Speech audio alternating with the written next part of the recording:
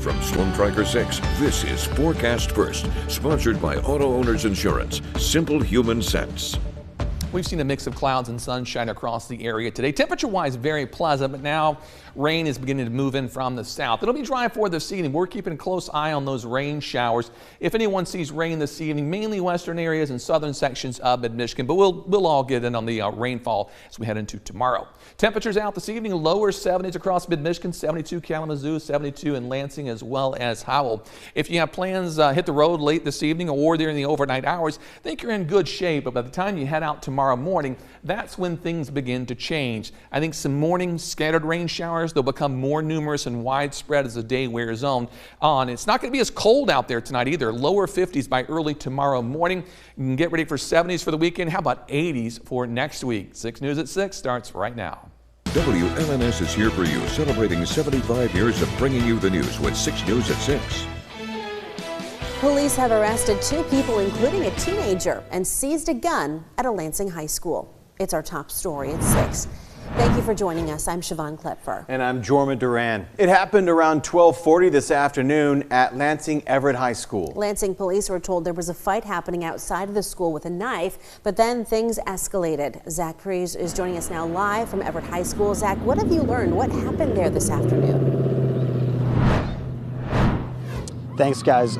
Before Lansing police could even arrive on the scene, they received word that there was somebody who was spotted behind the school with a gun. Now, of course, when police arrived, they did check behind the school, but they were unable to spot the suspect. Then they heard word that there had been someone inside the school, a 17-year-old boy, and the gun had been taken from him by school authorities. And of course, that boy was arrested. Now, the police's investigation, it took them to the 1800 block of Osband Avenue, where they say they spoke with a 50-year-old woman who had been involved in the original fight at the school. She was arrested as well, and both people are facing weapons charges. Now, of course, this is still an ongoing investigation, and Lansing police, they're asking anyone with any tips that could possibly help them in this investigation to call the number that's on your screen right now. That number will take you to the Lansing Police Department. So if you know anything that could potentially help the police investigate this, give that number a call. Reporting live in Lansing, Zach Prees, 6 News. Zach, thank you very much. This comes less than a week after a gun was found, unloaded and disassembled at the Dwight Rich School of the Arts in Lansing. Police arrested a 12-year-old boy in that case on Friday. And today, students were greeted with brand new metal detectors at the entrances to the building. Additional staff members were also at the doors to use handheld metal detector wands and help kids enter the school safely. Lansing Superintendent Ben Schuldiner says administrators will spend the summer developing a comprehensive safety plan for the district. We have an update for you tonight involving those frozen dogs found on Sunday in Jackson. They were discovered inside of a garage behind the Parlor of Jackson ice cream shop. Sean Graney spoke to police and animal control today about what they've uncovered since the initial discovery and is here for you now with the story. Police and animal control officers say they are still in the beginning stages of investigation with this case, but are looking into all possibilities in connection to the death of these dogs. The community has a right to be upset. To have animals, to die in that manner is, it's cruelty. It really is, and uncared for. Police say the ongoing investigation into the frozen dogs found at the Parlor of Jackson ice cream shop Sunday is now solely in the hands of animal control. We turned the scene over to animal control. We contacted their off-duty animal control. They came in.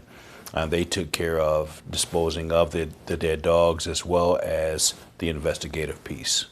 Animal Control Officer Jacob Tidwell responded to the call, where he found 7 confirmed dead dogs along with various forms of animal parts. We found 6 dogs that were identifiable on Sunday, and then today I went back and found 1 more dog that was in a different freezer. So 7 dogs for sure, but other than that, I'm not sure. Investigators are working to determine how long these dogs were hidden and frozen. We have no idea, really. I mean, it's hard to tell. Tidwell says animal control is considering all angles in this case, including animal cruelty. That's part of the investigation. We're trying to figure it out. It's still pretty early to make a decision so far. We're going to continue to talk to people and try to put the pieces together and, figure out what happened to these animals and why they wound up in the freezer at the parlor. We were unable to reach the person the parlor owner believes is responsible for a comment. Stay tuned to 6 News as we continue to follow this developing story. Here for you in Jackson, Sean Graney, 6 News. Thank you, Sean. And yes, we will keep you updated here on air, online at WLNS.com, and on the 6 News app with the latest information. There's also an update tonight about a homicide in Lansing from back in 2022. A jury has acquitted one of 2 men arrested in that case. 32-year-old Dominic Hobson was killed on the 100 block of East Barnes Avenue on September 13th, 2022. Police arrested 2 men in the crime, 53-year-old Grant Thompson Jr. and 33-year-old Marcus Thompson. Both were charged with open murder and weapons charges, but last week, Grant Thompson was found not guilty by a jury.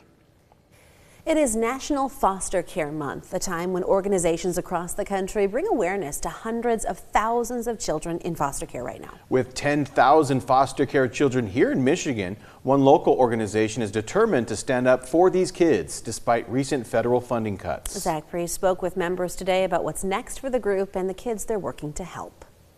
CASA for Kids is a child advocacy program in Berry, Eaton, and Ingham counties.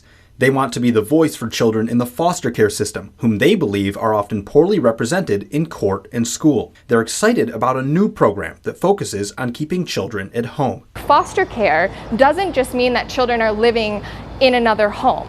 We actually have an initiative due to some laws that were passed in 2018 that is focused on keeping children in the home with their parents, which reduces that trauma. But now that program is ending after the Justice Department cut 3 federal grants to CASA at the national level. CASA for Kids lost 5% of their overall funding as a result. They tell me they'll continue operation as usual, but may have to cut expansions, such as the in-house program. Claire Core, a current CASA volunteer and a former foster child, says this is how she gives back. My biological mother gave me up for adoption, so through the adoption agency I went into foster care. I wanted to be a foster parent, I wanted to adopt, and neither one of those were in my cards. But after speaking with Rachel and getting to know CASA, I realized this is a way I can give back. CASA advocates are involved in every area of a child's life where they see the need. That could be in school, at home, or providing legal representation to kids going through the foster care process. Core says she loves her work. To really drive home the impact that loving and caring foster families have on the children in the system is just, it's so rewarding and it's so important in society. Reporting in Lansing, Zach Priest, 6 News. Members of the East Lansing City Council will decide what to do about the city's budget at a meeting tonight. The latest version of the budget includes a general fund reduction of $237,000. That's less than 0.5% of the almost $52 million general fund, but adjustments will still need to be made. The city will save $135,000 by eliminating an EMS position, $71,000 in reduced funding for the 54B District Court, and $30,000 in credit card fees. From Storm Tracker 6, this is Weather First, sponsored by Auto Owners Insurance. Simple human sense. We've got lots of nice weather in the forecast, but we've got some cool weather and a little wet weather on the way, at least over the next 24 hours. And not that we don't need the rain, we could use a little bit. This pic today spoke to me. I don't know how many of you realize this about me, but I have a fascination with corn growing. Lifelong fascination, probably from my granddad when I was a little kid. He was a farmer, so we used to be out there in his fields quite a bit. And Wayne says the corn's just starting to come up, so I can't wait because I will literally pull off the road with some lunch and sit there and watch the corn grow and have a burger.